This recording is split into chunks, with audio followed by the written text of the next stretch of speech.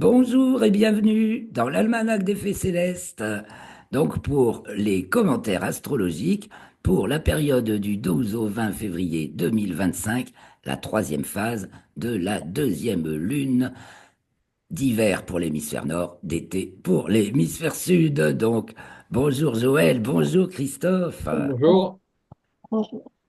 et bonjour à vous tous les amis qui nous écoutez en différé. Je vous rappelle que vous êtes bienvenus dans un nombre évidemment, ce ne sera pas plus de 6, 8 peut-être, mais vous voyez, il reste encore un peu de place pour participer au direct. Alors n'hésitez pas, il y a un lien pour vous inscrire en bas dans la description de la vidéo.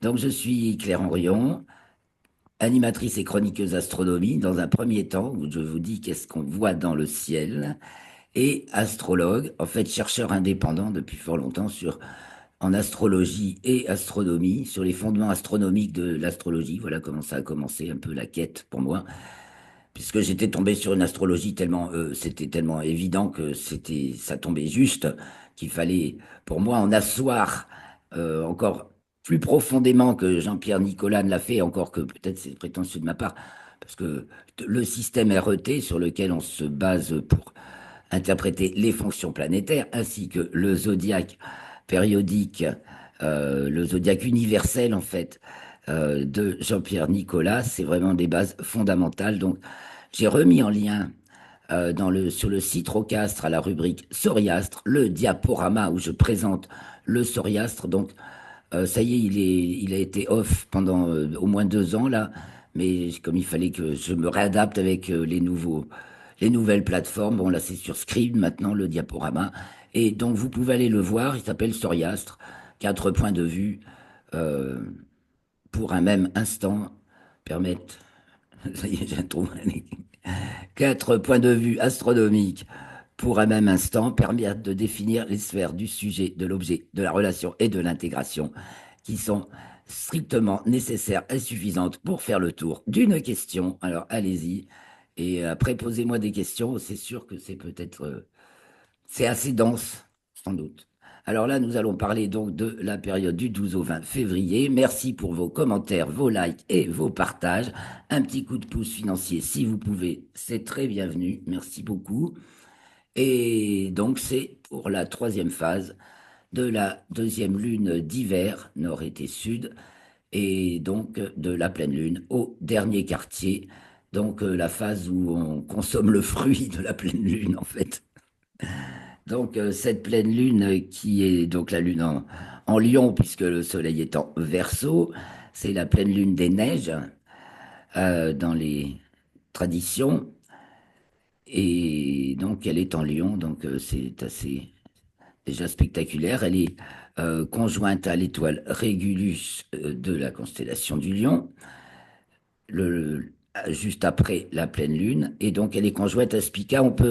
Peut-être, je vais partager la fiche que je n'ai pas partagée dans le bulletin astronomique, mais qui va nous être fort utile là présentement. Donc, c'est bien celle-ci. Oui.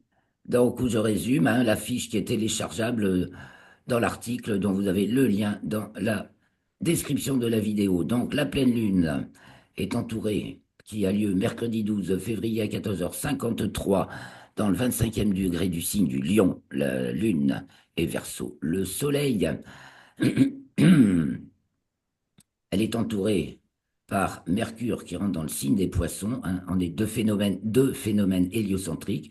Mercure qui rentre dans le signe des Poissons le 12 à 0h57 et la Lune qui rentre dans le signe du Lion le 12 à 17h08. Or, donc c'est pas elles sont pas Mercure et Vénus en particulier, et puis un petit peu Mars. Et exceptionnellement, les lentes, quand elles changent de signe, elles sont pas forcément dans le même signe en géocentrique et en héliocentrique. Et euh, ça leur donne une double qualité. La qualité héliocentrique, c'est la qualité intérieure, propre, intrinsèque, dirait-on, de la fonction planétaire. Et la, la qualité géocentrique, donc comme par exemple en ce moment, Mercure rentre dans le signe des Poissons, puisque de toute façon, elle vient d'être en conjonction supérieure. Donc là, elle était dans le même signe en Hélio et en Géo. Mais elle était donc en Verseau. Donc elle rentre dans le signe des Poissons en héliocentrique et elle rentre dans le signe des Poissons en géocentrique. C'est donc le vendredi 14 à 13h06 en géocentrique. Donc ça va donner des choses beaucoup plus intuitives là, au niveau intellectuel, mental. C'est vraiment poisson, poisson. Hein, poisson dedans, poisson dehors. On, on nage dans quelque chose de tout à fait nouveau. Et on va rappeler que Neptune, enfin plutôt le nœud ascendant de l'orbite lunaire, se trouve actuellement sur Neptune, hein, aligné avec Neptune. Donc c'est vraiment un nouvel univers qui est en train d'apparaître. Hein, et d'ailleurs, comme on l'a dit tout à l'heure dans le bulletin astronomique, à propos dans les news, euh, la perspective maintenant de découverte de vie extraterrestre ne fait plus peur à personne. Ça semble tomber sous le sens pour tout le monde, aussi bien du côté des scientifiques que des mystiques, dirais-je. Donc, je reviens sur la fiche chronologique. Jeudi 13, la Lune entre dans le signe de la Vierge. Pour ça, elle est conjointe à l'étoile Régulus, car Régulus marque, en raison de la précession des équinoxes, le premier degré du signe de la Vierge. C'est franchement pratique. On a des aides dans le ciel, ne serait-ce que ça. La Lune est conjointe. Quand la Lune est conjointe à Régulus, c'est qu'elle entre dans le signe de la Vierge. Quand elle est conjointe aux Pléiades, c'est qu'elle entre dans le signe des Gémeaux. Et c'est propre à notre époque, hein. Et en plus, on a une étoile polaire qui est centrée comme jamais. On a plein de signes, en fait. C'est pas les seuls, il y en a d'autres, mais on en reparlera. Donc, je vous ai dit aussi précédemment que la Lune descendait en latitude et en déclinaison. Donc, ce qui va s'épanouir, la pleine Lune, qui est au carré d'Uranus, hein, puisque c'est en même temps le Soleil est au carré d'Uranus, puisque la Lune est opposée au Soleil, hein, on a Uranus au carré de la pleine Lune. Donc, il y a une tension maximale, hein, ça peut être tendu, ça peut être pas, c'est un peu stressant. Euh, Attention, voilà, faut penser à se détendre surtout, hein, et pas se surinvestir. Voir juste la bonne balance, ben justement, la Lune entre dans la balance le samedi 15 à 12h44, tandis que le Soleil arrive dans la constellation du Verseau dimanche 16 à 7h40. Et donc à ce moment-là, il est dans le 28e degré, signe du Verseau. Il marque le 28e degré du signe du Verseau quand il arrive devant la constellation du Verseau, parce que les étoiles, elles sont vachement loin et c'est le décor de fond. Hein, donc on peut dire que le Soleil et la Lune, les planètes, c'est tout près de nous, c'est notre petit monde en fait. Et elles sont dans les signes, oui, c'est l'horloge. Le zodiaque, c'est comme une horloge en fait, hein, c'est les 12 phases d'un processus universel. C'est pour ça qu'on le retrouve, le modèle, on le retrouve dans Terre-Soleil de notre année et qui font nos saisons. Et puis, ben, on le retrouve à l'échelle de la précession des équinoxes, par exemple, et on le retrouve dans plein d'autres, partout, partout. Et ceux qui l'ont compris, ben, sont des génies de technologie, parce que quand on comprend les 12 phases, ben, on rate pas une étape et donc on fait quelque chose qui fonctionne. On peut aller loin. Donc, ce lundi 17 février, Mercure est conjointe à Saturne en héliocentrique et on n'en est pas loin aussi en géocentrique. Donc là, on a une concentration. Je vais peut-être montrer en parallèle le RET. Voilà.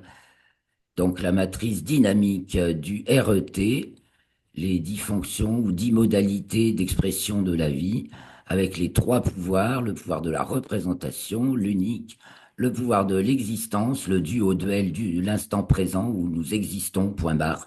Hein, ça, c'est la représentation, l'idée, l'image qu'on s'en fait, le mot qui nous permet de l'identifier.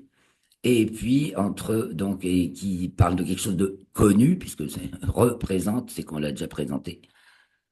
Et le côté connu, c'est passé, enfin du moins dans notre logique temporelle, liée à notre existence ici-bas sur Terre, car l'espace-temps sont créés par la masse qui le forme et nous sommes tous sur la masse Terre qui tourne autour de l'étoile Soleil, donc c'est comme et nous sommes une petite entité de vie parmi nos semblables. Voilà, on a un Soleil en commun. En fait, si on le voit du point de vue héliocentrique, c'est notre planète, la Terre. Enfin, c'est le couple Terre-Soleil en fait, qui est notre matrice. Donc ça signifie la Lune. fait le lien hein, de tout ça. Donc le niveau de l'existence et le niveau de la transcendance, le niveau du duel, du multiple, pardon, duel, c'est l'existence, du haut duel, le niveau du multiple, de l'inconnu, du code de l'invisible, et qui est la loi ultime, mais qui reste toujours mystérieuse, mais que l'on explore, et que quand on se met dans l'axe, eh ben, tchouf, voilà, c'est l'alignement des chakras, c'est ça, principaux, 3 fois. Alors, je reviens sur vite fait la fiche et après on passe au thème. Pour finir la semaine, donc lundi 17, la Lune est conjointe à Spica de la Vierge, l'étoile alpha de la Vierge qui marque le 25e degré du signe de la Balance. Ensuite, la Lune entre en Scorpion mardi 18 à 0h19. On va regarder les ingresses hein, de la Lune dans les signes. Elle est à l'apogée, donc au plus loin de la Terre, mardi 18 à 2h06. Elle est alors dans le premier degré du signe du Scorpion. Voilà, vraiment, on arrive au maximum de tout ce qu'on peut atteindre, mais on n'est pas trop atteint, justement. Puis après, ça devient plus urgent quand l'espace se réduit, notre champ se réduit quand la Lune approche du périgée, notre champ d'espace-temps, en fait, et après, il se dilate quand elle arrive à l'apogée. Donc, on est à la dilatation maximale, n'est-ce pas? Mais en même temps, voilà, c'est un peu les énergies de cette semaine. On va vers la dilatation maximale et on descend en latitude, en déclinaison. Donc, on est en train de digérer tout ce qui va s'être passé jusqu'au 12. Donc, le soleil entre dans le signe des poissons, mardi 18 à 11h06. Et dans le plan de l'équateur, il est passé à 22 heures d'ascension droite, soit l'équivalent dans le plan de l'équateur, donc dans le plan du modèle donné par le soleil, l'équivalent des poissons. Donc, en référentiel objet, le Soleil marque déjà le signe des poissons à partir du 16 février, 7h12. Tandis que dans le référentiel écliptique, donc de l'action, du présent, de ce qu'on vit, de ce qu'on inscrit, de ce qu'on joue sur la scène, il entre dans le signe des poissons. Donc, mardi 18 à 11h06, et donc il y reste jusqu'au 20 mars, 10h01. Ce sera l'équinoxe de Mars. Donc, le Soleil entrera dans le signe du Bélier. Ce sera la nouvelle année astronomique, donc 12e signe du zodiaque, 12e phase du cycle zodiacal. Donc, on va rincer tout ce qui se trouve en poisson, c'est-à-dire Saturne, Neptune et Mercure qui passent en ce moment. Alors, le grand lavage avec c'est le Karcher. Grand nettoyage au Karcher hein, en ce moment. Toutes sortes de tunnels sont en train d'être nettoyés. Ça nous parle vraiment du nettoyage des tunnels. Là, je montre pas les thèmes, mais je les ai un petit peu en tête. Alors, je vous les montre. Alors, je vous montre les thèmes en même temps avec toujours Saturne et Neptune en poisson, là. Alors, j'essaie de faire bouger. Ça grossit ou ça grossit pas? Ah, voilà. Donc, ça, c'est le thème de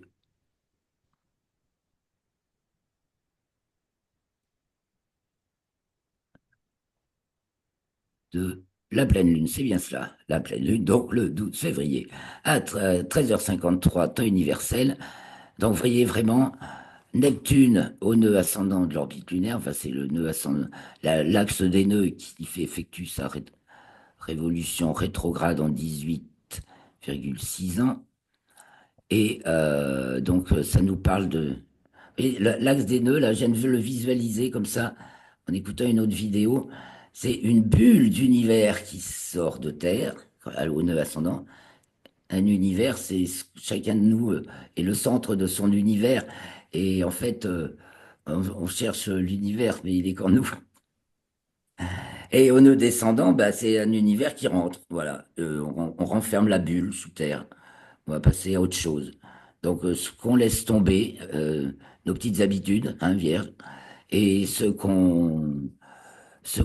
qui est en train de venir au monde. Donc, c'est vraiment à l'état embryonnaire. Hein. Neptune, c'est aussi le simplement embryon. C'est un vaste projet pour une vaste période dont on est vraiment au balbutiement.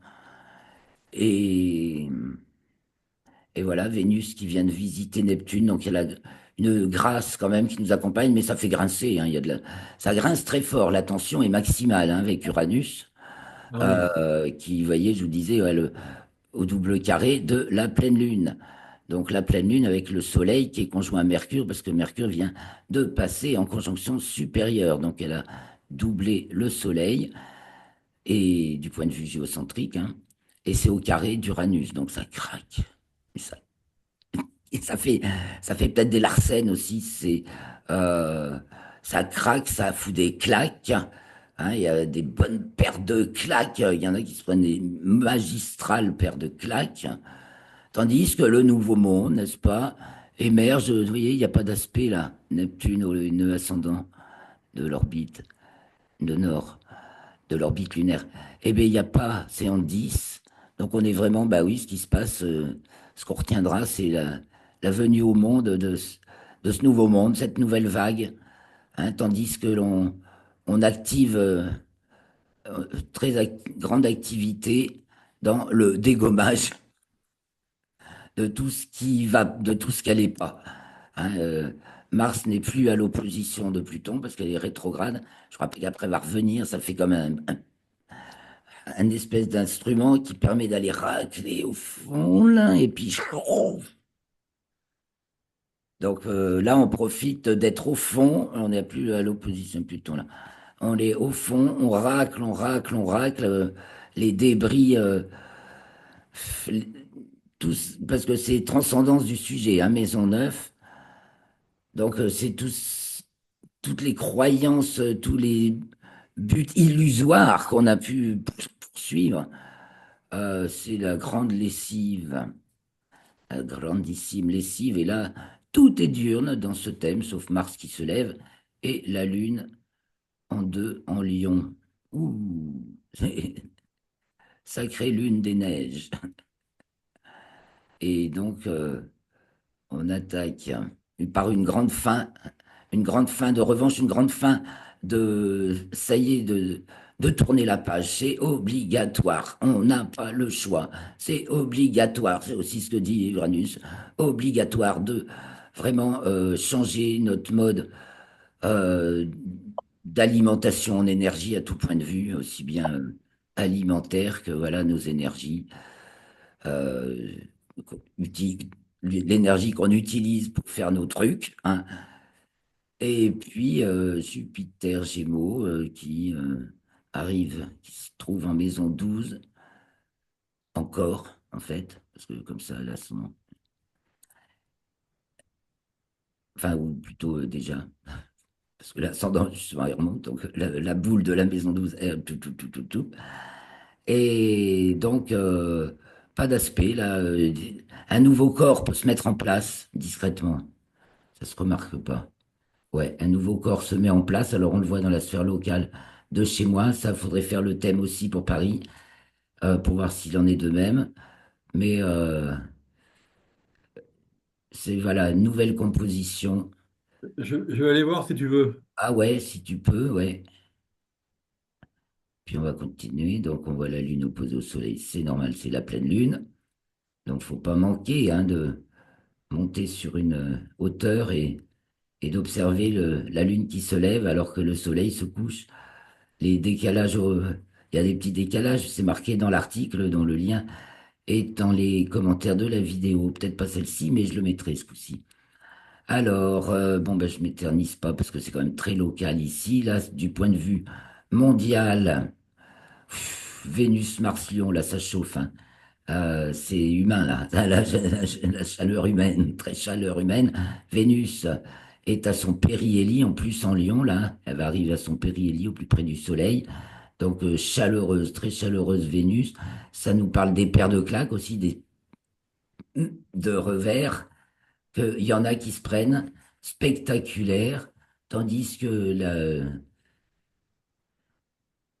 les planètes de transcendance, là, maintiennent un- comme une capuche, un parapluie ouvert de protection. Il y a vraiment, c'est tout, tout se tient, ne vous inquiétez pas, même si vous comprenez pas.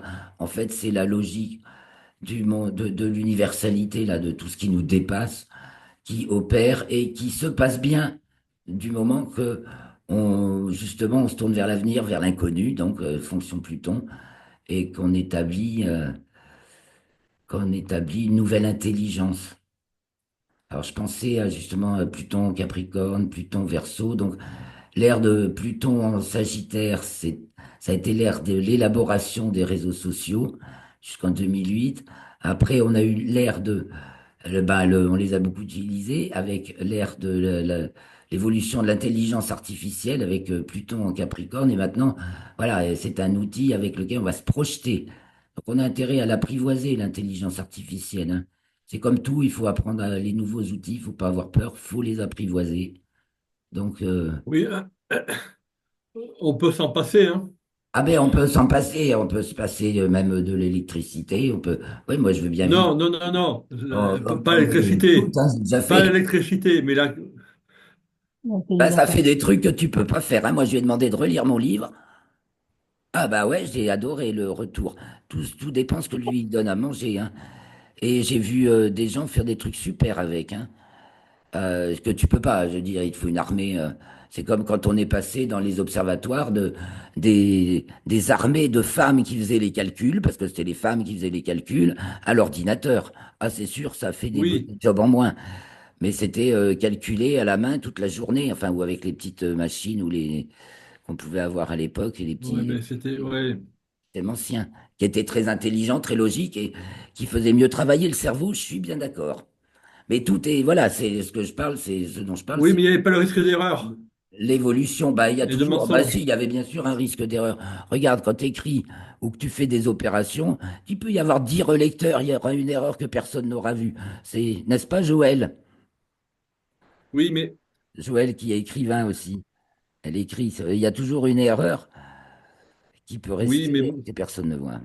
Et il n'y c'est a pas ça pareil, hein. c'est vérifié. Oui, mais l'erreur, tu peux la détecter, tu peux la voir. Ben, l'IA est L'intelligence capable de la artificielle, détecter. c'est beaucoup plus compliqué, tu ne peux pas toujours vérifier ce qui est marqué. Ah Ah ben bon? non, c'est sûr. Tu peux, faut pas, c'est pas apprendre, c'est un outil, c'est pas apprendre comme un dogme, que c'est pas parce qu'elle va Mais te dire un voilà, truc qu'elle a raison, parce mais qu'elle a, voilà. elle a raisonné sur les éléments qu'elle a eu à manger. Donc, je vous invite à aller voir le petit Mathieu, je dis le petit Mathieu, bon, alors comme il dit, il a 35 ans, qui faisait des vidéos avec Franck Hatem jusqu'à l'année dernière, là, puis ils ont fait une année de off, on n'a plus vu personne. Et lui, Mathieu, le jeune, donc il est réapparu.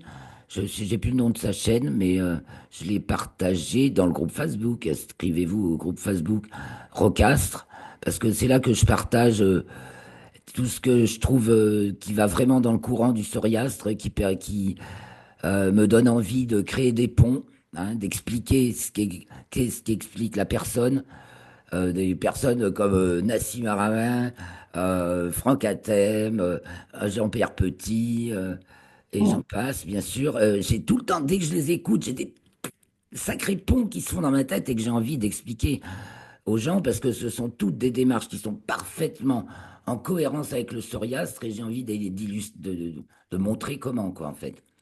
Et ça fait plonger dans une compréhension plus grande qui peut leur mieux les aider à communiquer entre eux ou entre elles, si on parle de ces optiques. Alors, je continue hein, sur les thèmes pour la semaine. Donc, on a dit on était en train de digérer ce que la pleine lune, tout ce que la pleine lune nous a apporté. Au niveau de la France, on aura eu cette montée de lune avec les révélations de Candace Owens sur le couple présidentiel. Waouh, ça, en fait, on est secoué comme, vous voyez Uranus, là, comme il, aïe, aïe, aïe, oh putain, qu'il est mal, Uranus, ça grince, terrible. Mais on Voilà. savait. Et donc, on est Mm. maintenant sur la redescente et la digestion. Alors, la Lune entre en Vierge le 13 février à 1h06, et là, Uranus se retrouve au descendant toujours aussi grinçant. Euh, donc, c'est peu de temps après, voilà, c'est le moment où la Lune est conjointe à Régulus, hein. Il y a Régulus du Lion. Donc, en plus, ça nous donne, en plus, en neuf, ça nous donne vraiment une indication de on se met droit dans ses bottes, mes petits amis. On peut plus chipoter ni gigoter. On peut plus gigoter là, hein, c'est ça que ça dit, Mercure, Soleil, Mercure. Ouh, on est coincé là. En 3, on est coincé. On est coincé, bloqué, ça y est, on peut plus s'échapper. échappée? Y a-t-il une échappée? C'est les méchants qui sont coincés. Si t'es pas droit dans tes bottes, voilà, si t'es pas droit dans tes bottes, t'es coincé. Euh, on voit le fond du ciel est donc en quatre représentations de l'objet. En fait, l'espace. Notre espace, c'est le tunnel et sa sortie. Hein, on est vraiment, mais à tout point de vue, je veux dire, parce que je pense justement à ces gens-là dont je viens de vous parler, comme Mathieu, entre autres, là, qui travaillait avec Franck Athènes jusqu'à présent et qui expose sa, méta, sa haute métaphysique, qui est très, très proche du soriasme. Et moi, je nous vois comme on a tous cheminé dans des couloirs, des tunnels, chacun le nôtre, et que là, maintenant, on arrive à la lumière et qu'il faut se coordonner. Il y a plein de... Chacun croit qu'il est tout seul dans son tunnel, hein, et puis ça vous... Moi, je vous le dis par rapport à mon expérience, mais chacun doit pouvoir retrouver la sienne dans ce que je dis. On a cheminé chacun dans nos tunnels, tout seul ou à un tout petit nombre, et puis là, bah maintenant, les plantes, les germes s'ouvrent. Voilà, un nouveau monde apparaît euh, et on se voit et donc on va pouvoir communiquer parce que Vénus, là justement, des gens béliers nous dit la sortie du tunnel, le tunnel et sa sortie. Et donc on va pousser notre petit chariot or. On va pousser notre petit chariot qu'on ramène du fond de la mine, là, avec plein de trésors. Hein, et on est en train de le remonter. Et c'est dur, putain, c'est dur. Mais ça remonte. C'est bon, c'est bon, c'est bon. Il y a un système hydraulique qui nous a remonté, merci. C'est ça que ça dit là. Hein. Bon, je passe. On avance. On avance et on se retrouve le, euh, La 15, balance. le 15 février. Donc, ce sera le samedi, je crois. 15 février? Non, c'est un samedi 15 février, oui, pour l'entrée de la Lune en balance à 11h44 temps universel. Donc la Lune entre en balance, voilà. En maison 5, eh bien, ça va balancer, on va basculer dans l'alternative. Il y a un passage là, la Lune en balance déjà nous dit qu'on bascule, on est en maison 5, euh, et donc existence du sujet. Il y a un enterrement, on enterre quelqu'un. On enterre quelqu'un, hein, oui, avec un beau trigone de Pluton. Une figure très représentative. Alors, est-ce au niveau mondial ou national? Mais oui, confirmé. Mars au trigone de Saturne. Euh, on enterre et on met du monde sous les verrous. Il y en a qui sont coincés. Et au niveau, alors c'est électrique, c'est tendu. Au niveau médiatique, ça doit être une sacrée cacophonie. En ce moment, c'est un peu une cacophonie, hein, selon. Quand vous voyez les titres divergents des vidéos qui parlent du même sujet, il y a ceux qui ont les présupposés très négatifs sur Trump et son équipe qui cherchent et qui voient qui comprennent rien. C'est dramatique, hein. C'est dramatique de s'obstiner dans l'obscurantisme à ce point. Mais bon, pas comprendre ce qui a besoin d'être régénéré, c'est tellement vital, fondamental, qu'on peut plus qu'on se complaire dans l'artifice. Voilà, on enterre l'artifice d'ailleurs quand on voit. Et voilà, on enterre l'artifice aussi. Donc, ça, c'est quand la Lune entre en balance. Et donc, on est avec un soleil culminant carré sec à Uranus. Hein. Il y a vraiment une rupture. Voilà, le carré est passé, mais enfin, il est encore marqué. Il y a une. Là, ça clash. S'il y a un moment où ça doit clasher, je pense que c'est cette semaine. La Lune entre ensuite en Scorpion le 18. Et alors là, on a un bel amas planétaire, hein, comme on l'a vu déjà. Donc le 18 à 0h18 TU. Bah, c'est le signe de l'ascendant aussi. La Lune est sur la pointe de 12. Et donc, elle fait un trigone Soleil et Mercure qui sont au fond du ciel et qui passent de Verseau à Poisson. On est dans la transition Verseau-Poisson. Je vous ai dit que le Soleil est passé à 22 heures d'ascension droite le 16. Et donc, à partir du 16, il marque déjà les Poissons. Et donc, du point de vue du modèle, on est déjà en poisson, c'est-à-dire force d'inhibition extinctive majeure, petite force d'excitation naturelle, donc mineure, en lenteur d'inhibition majeure, petite vitesse d'excitation qui commence ça frétille quand même hein, au poisson. Donc on commence à frétiller. Déjà, on se dit que ça va frétiller, qu'on l'attend ce printemps. Donc on est content de voir que ça arrive à l'avance. C'est un peu ça déjà. Donc ça frétille. Et le 18, le soleil entre vraiment dans le signe des poissons. Donc c'est juste ce jour-là, un peu plus tard dans la journée, avec Mercure. Donc qui entre les deux, il y a le fond du ciel. Donc on campe un nouveau décor, hein, soleil avant et Mercure après. On passe, il y a un coup de vent et gros coup de ménage. L'aspirateur, ça fait aussi un aspirateur Neptune. Au nœud ascendant de l'orbite lunaire, il y a aussi le phénomène c'est assainissant. Il y a un phénomène assainissant qui se produit, on peut le dire. Ça va? Oui, Mhm. Allons voir donc, il ne reste plus beaucoup de temps. Le soleil entre en poisson, donc il faut regarder ce thème de l'entrée du soleil en poisson. Oh là, oh là, oh là. À 10h06 TU, avec Pluton au milieu du ciel, Uranus à l'ascendant. Alors attends. Où c'est tensionnel, hein. Là ça grince et là, ouh, là ça fait. T'as faux, tout faux. Oh, il y a du dégommage dans l'air, oh là là. Lune carré Uranus, Lune Scorpion, carré Uranus. Elle a un trigone de Soleil et Mercure Poisson. Heureusement, il y a peut-être du soin aussi, là, il y a du soin. Et c'est comme Oui, mais à nettoyer la Paris, Terre. Uranus est un peu écarté de l'ascendant à Paris. D'accord. Ah, c'est moi que j'ai Mais pas. Pluton, par contre, il est beaucoup plus sur le milieu du ciel. Ah, ah. Bah, de toute façon, il en est pas loin du tout.